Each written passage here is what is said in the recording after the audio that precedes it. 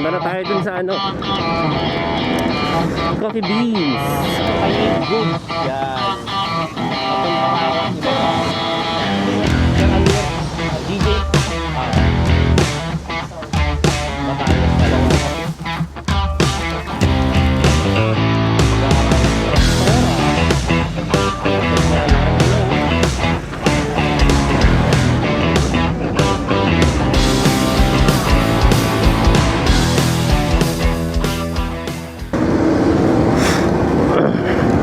Punta na tayo dun sa ano, Coffee Beans. Check natin kung may available silang beans. Mulong pa oh, visit. Sayang yung linis ko. Sabi nga nila no, putik na yan pagka nagka-wash ka. Matik uulan. Kaka-car-wash ko lang eh. Wala naman. Okay lang. Car-wash ulit. Sana open Caesar.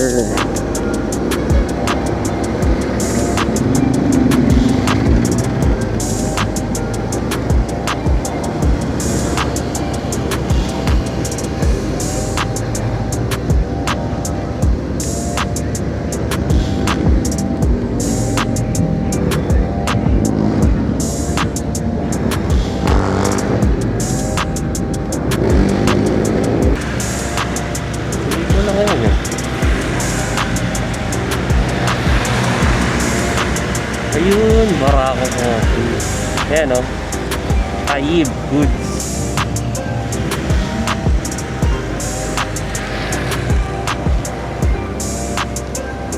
Ayun guys, andito tayo sa, ano ba to? Ano to? Taib Goods. Yan. Kapeng Barako at iba pa. So naghahanap kasi ako ng beans na pwede natin gamitin dun sa coffee shop natin. So ito yung isa sa nakita ko. Tatanong natin kay sir kung ano yung magandang ano. Kasi bala ko cold brew muna. Ayun dosing. Ano name mo ulit sir? Amir. Sir Amir. DJ po. Ayun boss kasi balak nga namin ng barkada ko. Cold brew lang muna. Tapos ang in-offer ni sir yung Arabica sir no? Medium dark. Kasi one time nakatry ako noon sa Imus. Dark roast yung ginamit nila.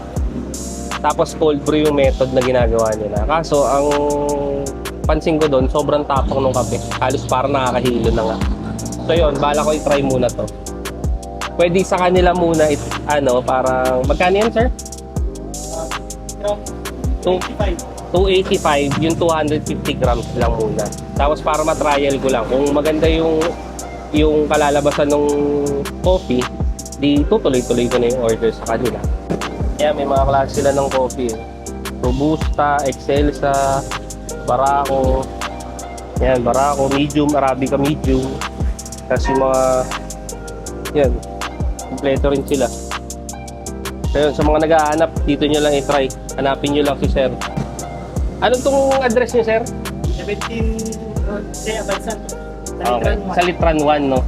Pagpasok mo lang ng Salitran, no? Aguinaldo Highway. Tapos makikita mo na dito pagpasok mo. Tapat sila ng Total Gasoline Station. Ayan. Pero marami na rin nakuha sa yung mga ano, coffee shop. Meron pa sila motor na Kape. Ewan ko, syempre, mas gusto ko yung local lang din talaga. ito lahat. Batangas. More on Batangas yung gawa mo, sir. Walang mga benggit, ganyan. Galing North. Oo. Ay South. Batangas talaga, no? Yun, pinag-grind na natin yung ano, yung kape. Tapos mamaya try natin i-cold brew. Sa aralin talaga natin. Malawak yan eh, no, sir? Kape. Parang, ano yan, wine, no? Hindi pwedeng isang araw lang. Oo, kuha mo na agad. Parang wine. Parang wine. Kung ano-ano. Bango ng kape. Kung dami ng study. Pag-aaralan mo talaga, no? Kasi naalala ko sa Dubai kami noon, inaaral pa talaga yan. Yan, dito. Tensya na po, sana istorbo kita. Ano yung ulit? Amir. Amir, boss Amir. Muslim ka, boss? Balik Islam. Okay. Before Catholic. Tapos nag-Islam ka ulit. Parang 16 years ago. Nag-Middle East ka rin, dito lang. Saudi. Riyadh. Saudi? Yes. Maganda ang ikalalabsan. Pagdating sa way of life. Totoo. Tsaka bilib ako dyan kasi siyempre, mga katrabaho ko, Muslim. Lalo na pag Ramadan, maganda ang brotherhood. Tsaka tag dito, kumbaga, disiplinado. Di ba? Totoo eh. Danas ko yan eh, kasi sa mga katrabaho ko dito. Talaga pag fasting yan, no? Kapag Eid yan, yun na masaya naman, no? Eid Mubarak, yun na masarap. Hindi ka na ulit nabalik. Hindi na, boss. Masaya na dito eh. Tsaka sabi ko nga, kaya nga gusto ko rin ituloy din to.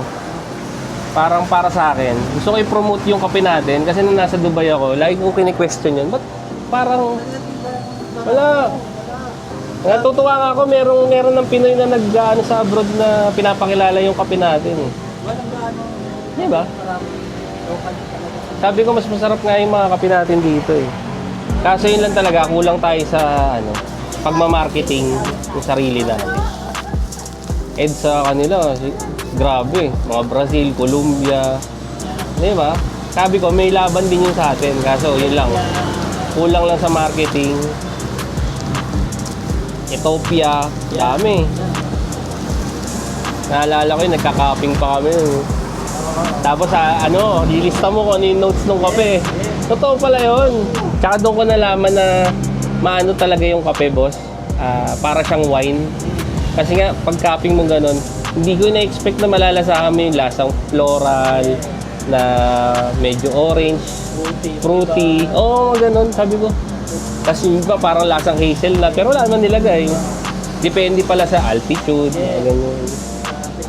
Pinanggalingan, origin. Tapos yung ibang mga farm, nilalagyan pala nila sa tabi ng mga puno ng, kunyari, orange. Yes. O puno ng apple dun sa mismong kape para maglasang gano'n. Yes. Galing, no? Ang bee, dumadapo yan once na mayroon silang bulaklak na, pollination, tawag. So yun ang trabaho ni bee. Ang pinapasa yan doon sa beans niya, uno, yung lasa. Kasi siyempre, nagpo-pollinate yan. Kung naipapasa niya, naka-adapt tuloy ng kape. Kung ano yung lasa niya. Oo, tama, no? Galing. Kaya meron silang tinatawag na kumbaga yung diversity. Hindi lang pwede isang puno sa isang lugar. Oo. Ay tatanim, dapat meron kang katanim. Iba. Oo. Hindi lang puro kape. Kasi Talagang sobrang lalim, no? Lalim ng kape. So yun guys, dito lang tayo kay boss. Pagka naghanap kayo ng kape, dito lang. Ako, tatrial ko muna sa coffee shop natin. Pagka okay to, yun. Tapos, pwede pala kung sakali gusto ko magpa-customize nung kape na gusto ko yung ratio. So, yun. Pwede ko sa kanya sabihin. Tapos, kukunin ko na lang din yung contact niya. Tapos, lalagay ko sa description. Para kung sakali may mga gusto, yun. Tsaka yung location, malapit lang naman yan. Kung taga dito kayo sa Cavite, Laguna, Batangas, yan. Dito na kayo kay boss. Boss, dito ako. Thank you. So, yun. Nakakuha na tayo ng coffee beans. Bali, yung in-advise ni boss is 100% Arabica na medium to dark roast. Okay naman yun kasi yun din yung na-try ko before eh.